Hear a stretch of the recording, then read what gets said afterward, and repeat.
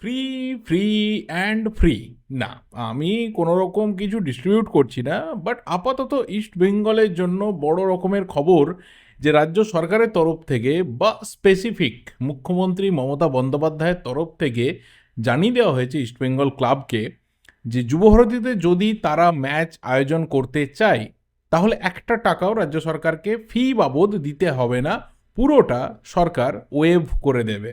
অর্থাৎ ন্যাচারালি আমরা জানি যে আমাদের দেশে যে কোনো স্টেডিয়ামে যে কোনো স্পোর্টস হলে যারা নিচ্ছে, যারা আয়োজন করতে চলেছে, তাদেরকে একটা সার্টেন অ্যামাউন্ট অফ ফি সেই সরকারকে দিতে হয়, যেখানে যেরকম নিয়ম রয়েছে, যেখানে যতটা ভাড়া রয়েছে সেটা পে করতে হয়।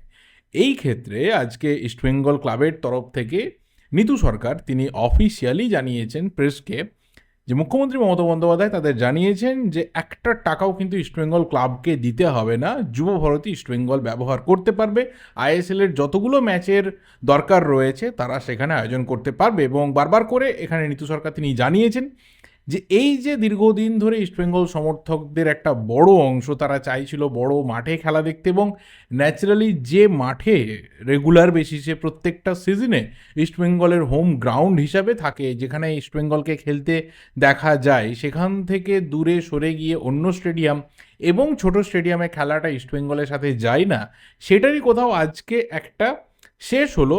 এরপর বাকিটা ডিপেন্ড করছে ইমামি কর্তৃপক্ষের ওপর, তারা পরবর্তী সিদ্ধান্ত নেবে। কারণ দিন কয়েক আগে একটা মিডিয়া বাইট সামনে এসেছিল, যেখানে খুব স্পেসিফিক একটা পোর্শন ভাইরাল হয়েছে, যেখানে কেউ একজন জানতে চেয়েছিলেন যে যুবভারতীতে কি খেলা আর হবে না, ইস্টবেঙ্গল কি সেখানে ফিরবে না। সেখানে নিতু সরকার তিনি জানিয়ে দেন যে এটা ডিপেন্ড করছে মালিকদের ইচ্ছের ওপরে।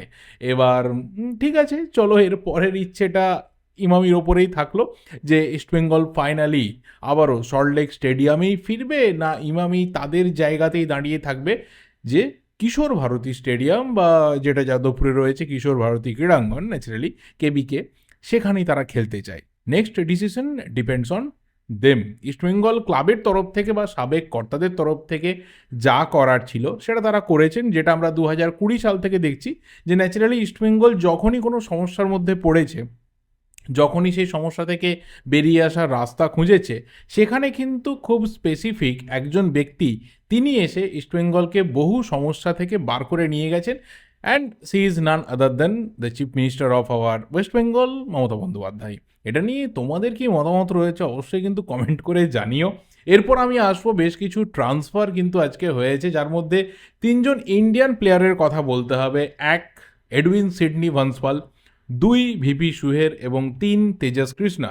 এই তিনজন প্লেয়ারকে কিন্তু ওড়িশা এফসি সই করিয়েছে। তো ঠিক আছে, ন্যাচারালি এদের বর্তমানে যা অবস্থা, অলমোস্ট আমাদের এখানে আই লিগের যেটা স্ট্যান্ডার্ড ছিল সেই স্ট্যান্ডার্ডে এরা অলরেডি চলে গিয়েছিল। মানে with due respect to them, তারা ইন্ডিয়ান ফুটবলে যতটুকু সার্ভিস দিয়েছে, অল্প সময়ের জন্য হলেও বিভিন্ন ক্লাবে তারা ভালো ফুটবল খেলেছে, সেটাকে মাথায় রেখেই বলছি তাদের রিসেন্ট ফর্ম বা রিসেন্ট যে পারফরমেন্স তারা তাদের প্রিভিয়াস ক্লাবে করেছে, সেই নিরিখে দাঁড়িয়ে আইএসএলের কোনো ভালো ক্লাবে তাদের সুযোগ পাওয়াটা এক্সপেক্টেড ছিল না। কিন্তু যেহেতু এই সিজনটা ট্রাঙ্কেটেড এবং টালমাটাল সিচুয়েশন, তো সেই জায়গাতে দাঁড়িয়ে ওড়িশা এফসির করারও কিছু নেই। আর ওড়িশা এফসি এখনও অবধি না তো তাদের হোম স্টেডিয়াম ঠিক করতে পেরেছে, না তো তাদের যে রাজ্য সরকার রয়েছে ওড়িশাতে, যেহেতু সরকার চেঞ্জ হয়েছে, নবীনবাবু আর নেই, নতুন সরকার এসেছে, তাদের সাথে একটা বহুদিন ধরে ডুয়েল চলছিল, একটা ট্যাসেল চলছিল, সেটা এখনও অবধি মেটেনি। কোথাও সেটা আগামী দিনে মিটবে বলেও মনে হয় না। নাম পরিবর্তন হবে কি হবে না সে তো পরের কথা। তাদের সিইও রাজ আঠওয়াল যে দীর্ঘদিন ধরে পুরো সিস্টেমটাকে ধরে রেখেছিল, বেরিয়ে চলে গেছে। প্লেয়ারদের বলা হয়েছে 3 মাস খেলা হবে, 3 মাসের স্যালারি নিতে হবে, যারা রাজি রয়েছে তারা থাকো, যারা রাজি নও তারা বেরিয়ে যেতে পারো। প্লেয়াররা বেশিরভাগই রাজি হয়েছে, বিদেশি প্লেয়ার একজন বোধহয় রয়েছে, বাকি আর কেউ নেই। এই হচ্ছে অবস্থা ওড়িশা এফসির। এবং তারা কোথায় ট্রেনিং করবে জানে না, কোথায় ম্যাচ খেলবে জানে না, কোথা থেকে খেলবে এখনও অবধি কোনো কিছুই ক্লিয়ার নয়। তো তার মধ্যে এই তিনটে সিগনেচার কোথাও একটা আশার আলো। এবার দেখা যাক কবে আমরা প্রপার ক্ল্যারিফিকেশন পাই বা একটা ক্লিয়ার পিকচার পাই যে ওড়িশা এফসির ভবিষ্যৎ বা পরবর্তী সিদ্ধান্ত তাদের ক্লাবের তরফ থেকে কী আসতে চলেছে। বাট তারা খেলবে, এটা হচ্ছে অনেক বড় ব্যাপার। লাস্ট বলবো যে প্লেয়ারের কথা, সেটা হচ্ছে যে ভাই আমাদের জনি কাউকো দীর্ঘদিন ইন্ডিয়ান ফুটবলে আছে। সেই মোস্ট প্রবাবলি 2021-এ ইন্ডিয়াতে এসেছিল, 21-এ বা 22-এ, 21-এ বা 22-এ, এই মুহূর্তে জাস্ট আমার মনে পড়ছে না। তো জনি কাউকো মোহনবাগানই এসেছিল এবং সদ্য ইউরো খেলে এসেছিল, 2021-এই হবে, 2021-এই তো ইউরো, 2020 হয়েছিল, ইয়েস। এবং এমন একটা ম্যাচেও ফিচার ছিল, মনে করে দেখো সেই ম্যাচ ডেনমার্ক ভার্সেস ফিনল্যান্ড, এবং সেই বিখ্যাত ঘটনা, যাক সেখানে আর ফিরে যাব না। এরিকসেন তারপর মাঠে ফিরেছে, সুস্থভাবে জীবন কাটাচ্ছে, ফুটবল খেলছে। তো সেই ম্যাচে কিন্তু জনি কাউকো ফিচার্ড হয়েছিল। তো সেই জনি কাউকোকে মোহনবাগান ওই সময়ে মারাত্মক হাইপ দিয়ে সিগনেচার করিয়েছিল, এবং সেটা কোথাও না কমপ্লিট এফেক্টিভ সিগনেচার হয়েছিল মোহনবাগানের জন্য। এবং মোহনবাগানের মোটামুটি সেই সময়ের সাকসেসের সাথে জনি কাউকো জড়িয়েছিল একটা চোট, এবং সেই চোটের কারণে প্রায় 1 বছর মাঠের বাইরে চলে যাওয়া। তারপর আবার যখন অ্যান্তনি লোপেজ হাভাস তিনি কোচ হয়ে মোহনবাগানে ফিরে এলেন, তিনি জনি কাউকোকে ফিরিয়েছিলেন, হুগো বুমোর মতো প্লেয়ারকে তিনি সাইড করে দিয়েছিলেন 2023-24 সিজনে। সেখানে মোহনবাগান কিন্তু ফাইনালি লিগ শিল্ড চ্যাম্পিয়ন হয়েছিল, এবং ওই ছোট্ট সময়টাতে জনি কাউকোর অবদান কিন্তু ভুলে যাওয়ার মতো নয়। তারপর জনি কাউকো আবারও তার নেক্সট ডেস্টিনেশন হিসেবে বেছে নিয়েছিল ইন্টার কাসিকে, যেখানে কোচ হিসেবে ছিলেন অবশ্যই আন্তনিও লোপেজ হাভাস, এবং সেই ইন্টার কাসির হয়ে কিন্তু জনি কাউকো গত সিজনে অর্থাৎ 2024-25-এ আই লিগ চ্যাম্পিয়ন হয়েছিল, এবং একটা ট্রিমেন্ডাস ফর্মে ছিল। আর ন্যাচারালি এরকম একজন প্লেয়ারকে আই লিগে দেখতে পাওয়াটা খুবই মানে আনফর্চুনেট একটা ব্যাপার, আমি পার্সোনালি বলবো। বাট তাকে আবারও আইএসএলে ফিরতে দেখছি 2025-26 সিজনের এই 3 মাসের জন্য, বা এই শর্ট স্টিন্টের জন্য কিন্তু মুম্বাই সিটি এফসিতে জনি কাউকো সই করেছে।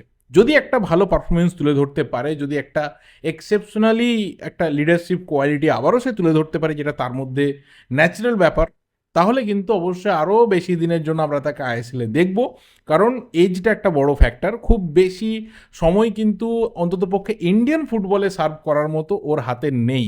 কারণ ন্যাচারালি ও যে ওয়েদার থেকে, যে এনভায়রনমেন্ট থেকে এসেছে, সেখানে একটু বেশি এজ হয়ে গেলে কিন্তু আমাদের দেশে আর কন্টিনিউ করাটা পসিবল হবে না। এবং ন্যাচারালি একজন প্লেয়ার চাইবে নিজের দেশে বা নিজের দেশের কাছাকাছি জায়গাতে, সেটা ফিনল্যান্ডে হোক বা ডেনমার্ক, যেখানেই হোক না কেন, ন্যাচারালি যেখানে ওর ফুটবল কেরিয়ারটা সব থেকে বেশি ছিল, এবং নরওয়ে, এই সব দেশগুলোতে ফিরে যাওয়ার চেষ্টা করবে। বাট তার আগে আমি পার্সোনালি চাইবো, আমি বাকিদের কথা জানি না, আমি পার্সোনালি চাইবো যে আরও একটু বেশি সময় যেন জনি কাউকোকে মাঠের মধ্যে দেখি। কারণ তার ওই সিল্কি টাচগুলো, তার ওই একটা সোলফুল রান, এবং ভাইটাল টাইমে গোল করা, এই জিনিসগুলো আমি ম্যাক্সিমাম টাইম দেখতে চাই। তো জনি কাউকোর জন্য ভাই আলাদা করে গুড উইসেস থাকলো।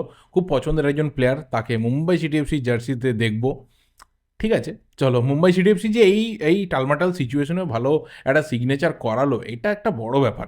কারণ অনেক ক্লাব যেখানে খুব বিলো অ্যাভারেজ সিগনেচার করাচ্ছে, সেই জায়গাতে দাঁড়িয়ে মুম্বাই সিটি এফসি, যাদের মাথা থেকে সিটি ফুটবল গ্রুপ বেরিয়ে গেছে, সেইভাবে কোনো বিগ স্পন্সর্স নেই, তারপরেও তারা যে এই স্পেন্ডিংটা করলো, কারণ জনি কাউকোকে তো মানে খুব কম টাকাতে পাওয়া যাবে না, অল্প সময়ের জন্য হলেও, সেটা কিন্তু বাহবা দেওয়ার মতো একটা ব্যাপার। তোমাদের কি মতামত রয়েছে পুরো ব্যাপারগুলো নিয়ে অবশ্যই কমেন্ট করে জানিও।